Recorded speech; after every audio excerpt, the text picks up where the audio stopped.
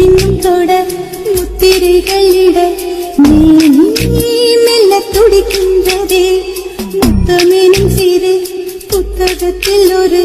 பாதி இதழ் படிக்கின்றதே தேடி என்றும் உன் வாசலுக்கு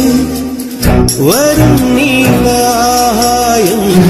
இனிமேல் இங்கே என் கூம்பிரைக்கு ஏக்கம் தீர்ந்திடும்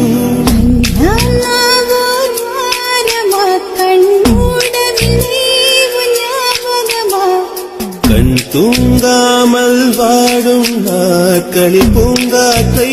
நீ தூதுவிடு